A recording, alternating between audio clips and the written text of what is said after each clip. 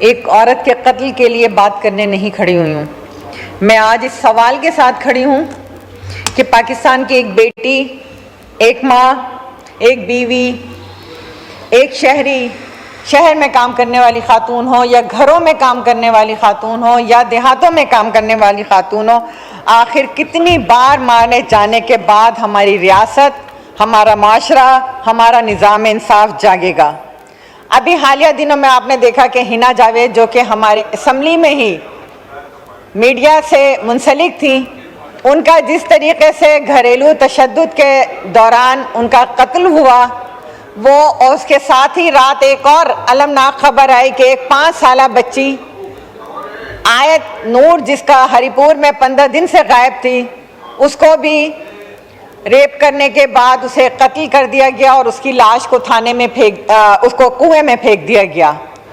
ہمارے ملک میں کبھی 1 سال 1.5 سال کی بچی، کبھی 5 سال کی بچی، اس مہینے کے اندر اتنے سارے واقعات کہ ہم اپنی بچیوں کی کس طرح حفاظت کریں جب گھر کے اندر بیٹھے ہوئے لوگ، ساتھ میں چلنے والے لوگ اس طریقے سے معصوم بچیوں کے ساتھ، خواتین کے ساتھ گھریلو تشدد کے واقعات دیکھیں کہ کس طرح کے جو ہنا جاوید ہے اس کے منہ میں کپڑا ٹھوسا گیا، ہاتھوں کو باندھا گیا، جو اس کی میڈیکل رپورٹس آئی ہے اس رپورٹ کے اندر بھی اس کی گردن کی ہڈی بھی ٹوٹی ہوئی ہے، اس کی متعدد ہڈیاں جو ہیں وہ توڑ دی گئی ہیں. لیکن اس کے بعد بھی آپ یہ دیکھیں کہ ہم اس ایوان کے سامنے صرف میں ایک بات کرنا چاہتی ہوں کہ اسے ہم جس طریقے سے تشدد بنایا جا رہا ہے، جس طرح ادارے بنائے جا رہے ہیں، ہم قانون سازیاں بھی کر رہے ہیں سر، لیکن اس کے باوجود جو ادارے بن رہے ہیں، کیا ان کی کارکردگی سوالیہ نشان نہیں ہے؟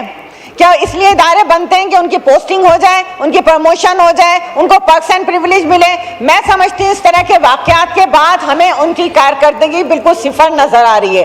آپ سوچیں کہ ایک ناسک یونیورسٹی کا پروفیسر، کل ایک میں نے ویڈیو دیکھی، وہ جو لیکچر دے رہا ہے تو اس کے اندر وہ یہ بات کر رہا ہے کہ جی اگر کوئی شوہر اپنی بیوی کو قتل کر دے تو اس کی وجوہات کیا ہوں گی. تو وہ ایک یونیورسٹی میں کیسے پڑھا رہا ہے؟ HEC اس پہ نوٹس کیوں نہیں لے رہی ہے؟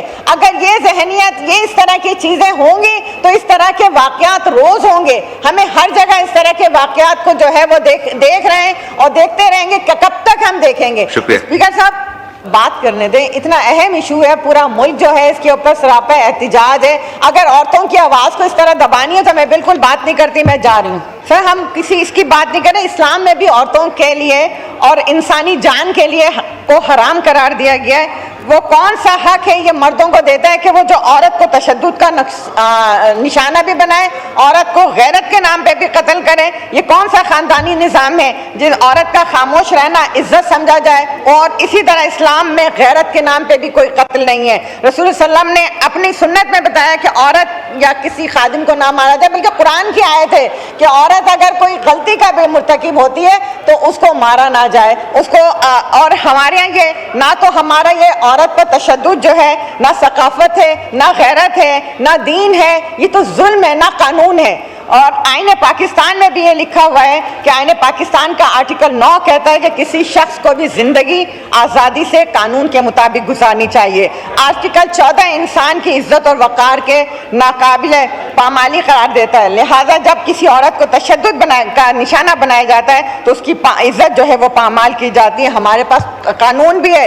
پاکستان نے انسداد عصمت دری، ریپ لا، تفتیش مقدمات کا قانون 2021 میں منظور کیا.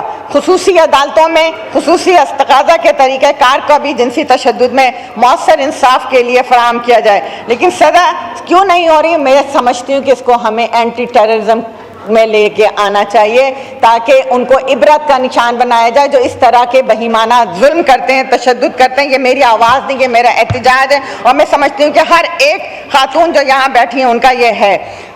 اور اسی طرح میرا مطالبہ ہے کہ ہنا جاوید کے مقدمے کی مکمل، شفاف، غیر جانبدارانہ تحقیقات کی جائے، جس طرح کل اسپیکر صاحب نے نوٹس بھی لیا.